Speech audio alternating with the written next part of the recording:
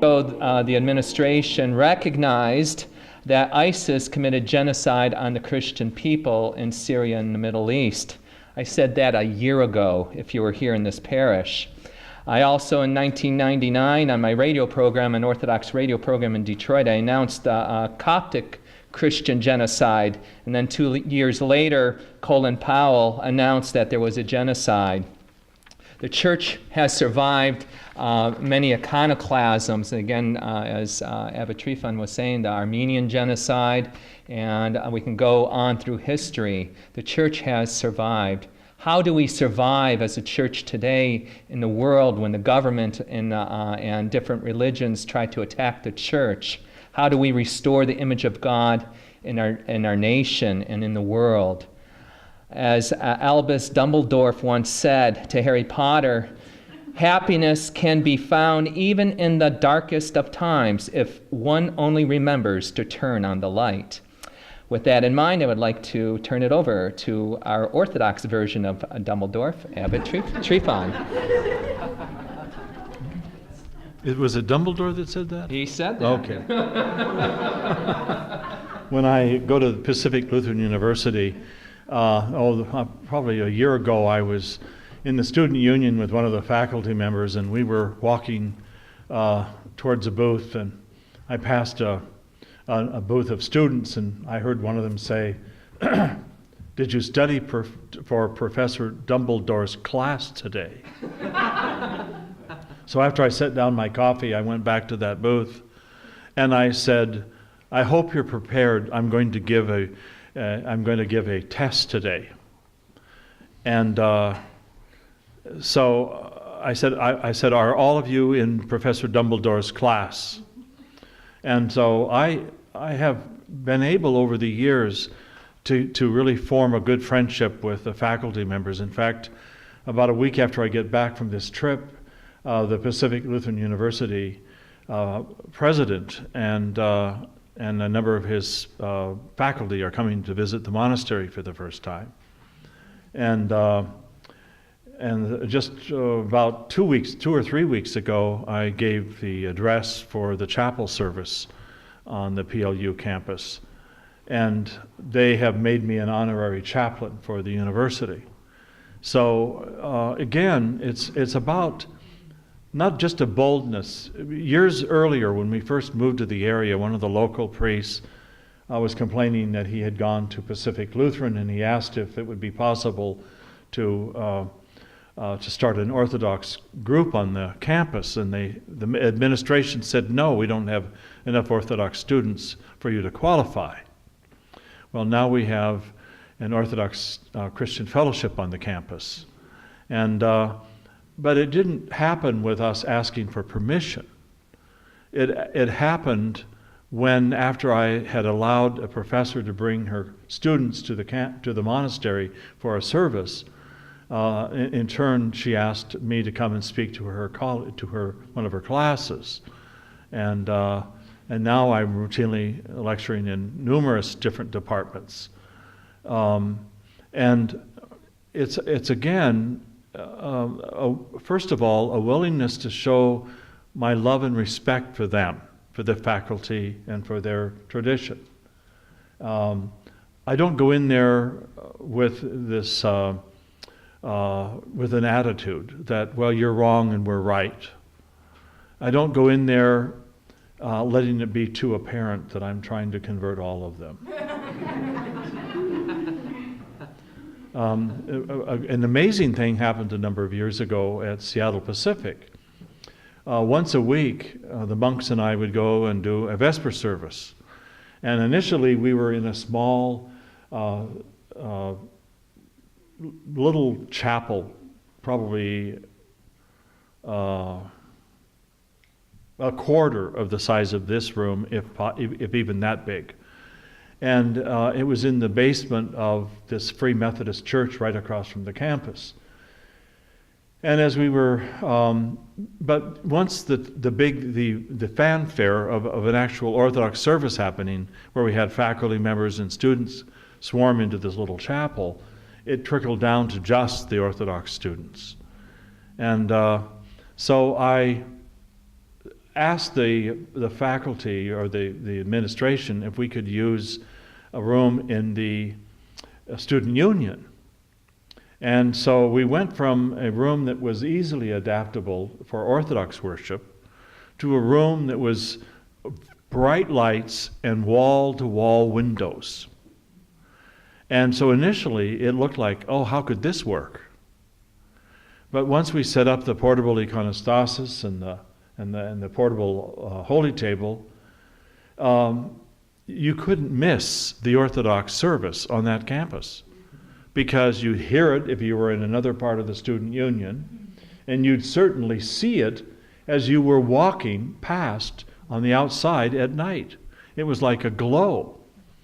So then we set a date where we were going to bless all the dorm rooms of the Orthodox. And we were going to start with a student union.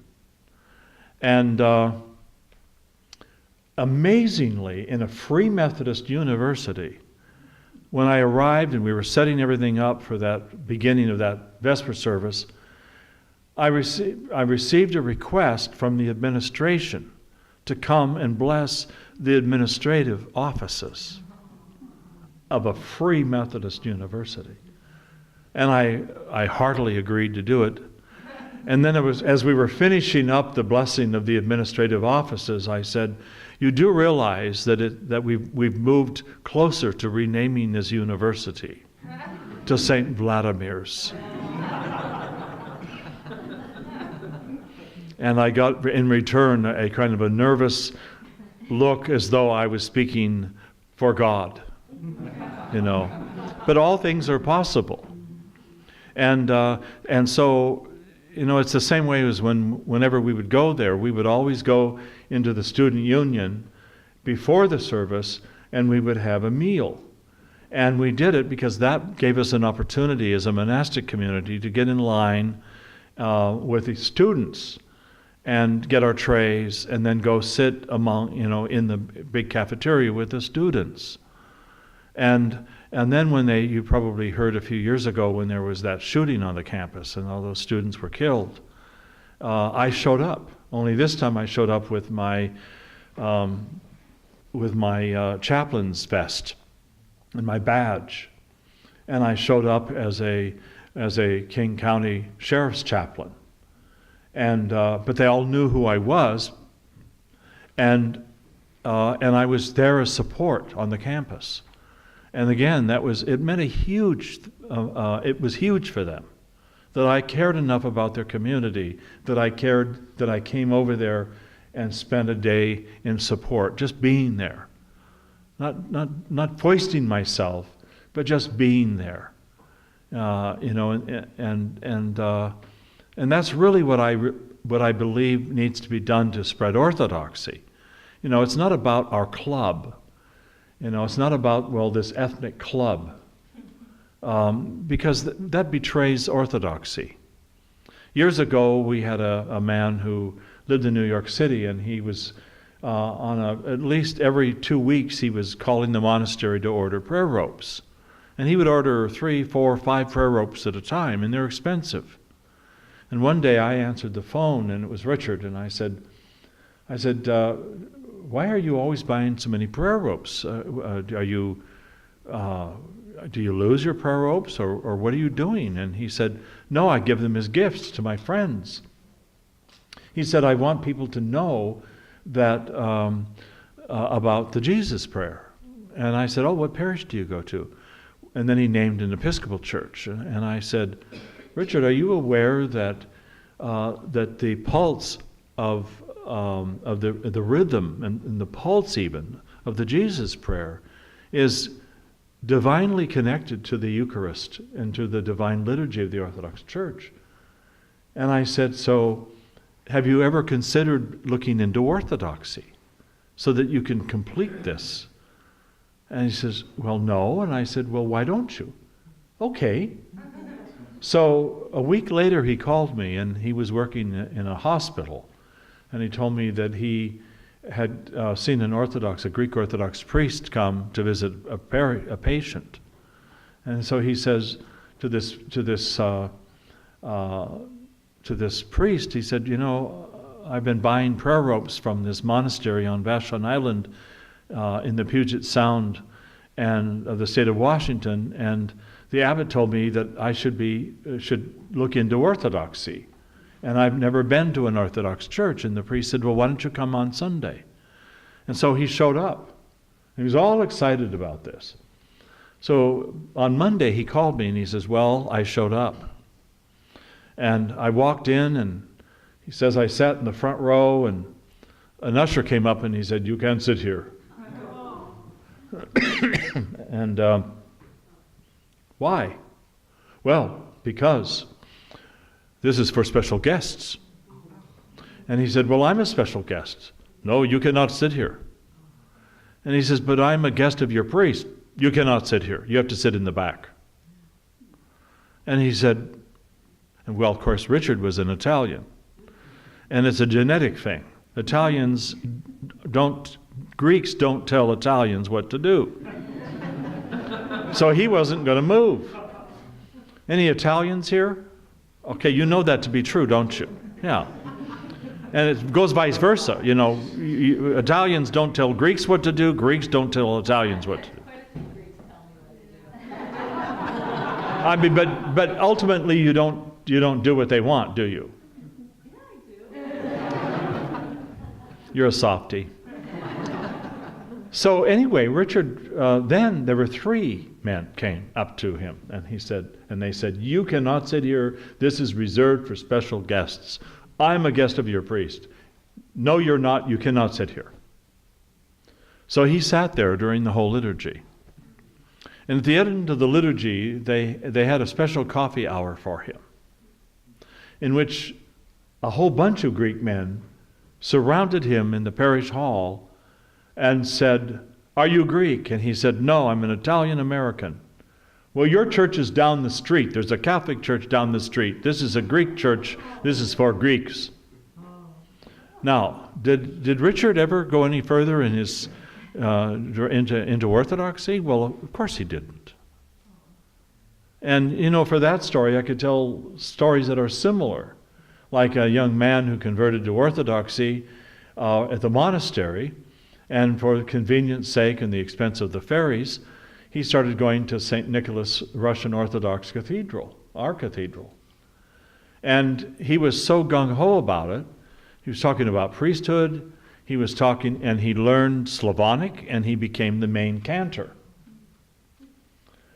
So here he is, going the extra mile. But when he would go into the parish hall, no one would speak to him. They were all Russians, Russian immigrants, recent Russian immigrants. And so none of them would communicate with him. And he finally came out to see me one day, and he said, Father, I feel so bad. Every time I go in there, I attempt to talk to people. And he says, I've even attempted to learn Russian so that I can communicate with them, but they're not interested. They just walk away from me. And then we had a Finnish man who is a translator, a professional translator for the government, and his specialty is Russian. So he's fluent in Russian. And he lived on Vashon Island for a long time. And when he moved off, he decided that he really needed to go to St. Nicholas because it was more convenient and it wasn't as expensive to go there. So he asked my blessing. I said, sure, absolutely, go to where you need to go. And so one day Herman said, Father, I can't go there anymore. Could I have your blessing to go to St. Spiridon's OCA Cathedral? And I said, absolutely. And the same thing happened. Even though he was fluent in Russian and could speak to them fluently in Russian, they rejected him because he wasn't a Russian. And I made it very clear, I do not want to be a Russian. It's not that I don't love Russians, and it's not that I don't have Russia in my heart, but I am an American of Norwegian descent, with just enough Welsh in me to love a Scotch. And so why would I want to be something that I'm not? Why would I want to be a would-be Russian? because that's never enough. It's never going to be enough. And when we look at our faith and orthodoxy, we are part of the same nation. It is our nation is orthodoxy. And we are one people. It doesn't matter about ethnic background or race or age, any of that. We are, as the Gospels tell us, that within the body of the church there's neither male nor female, Greek nor Jew. We're the same. We are the same. And we have to act like it. And we have to, most importantly, love like it. That's the basis of what it means to be faithful. Now,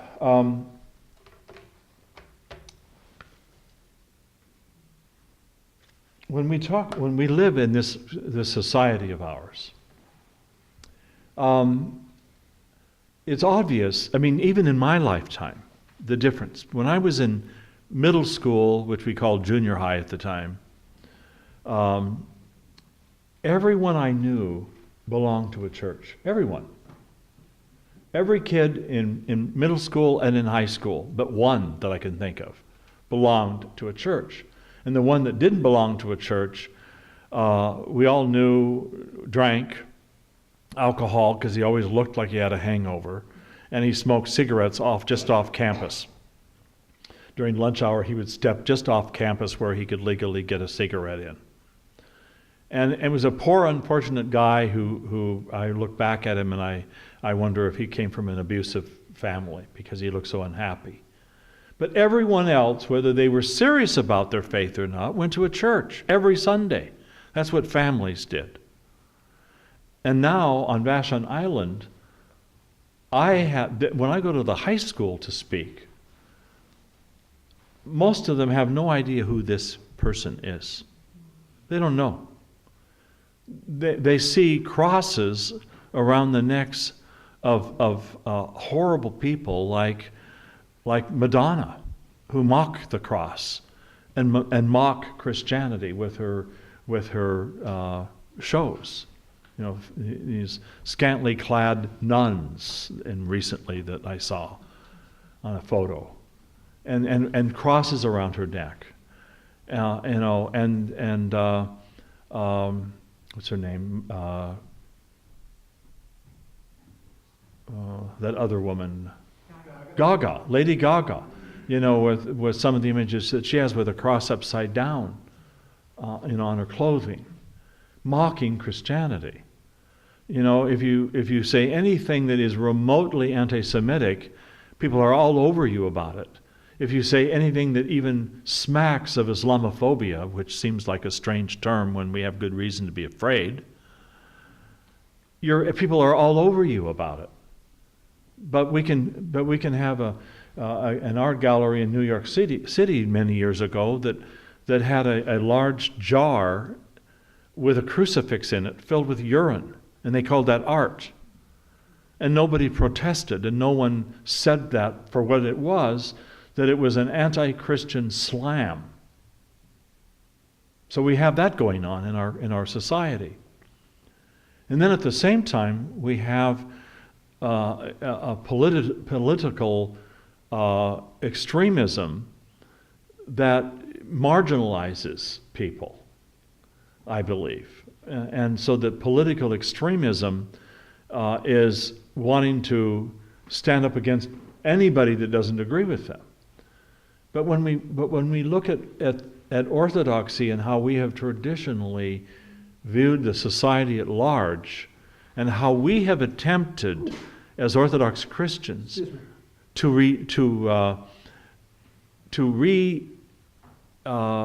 image the image of God in our world, that we are trying to live our lives as in the incarnation of God in this nation. The best example I can think of is what happened when the Russian monks from Valam went to Alaska.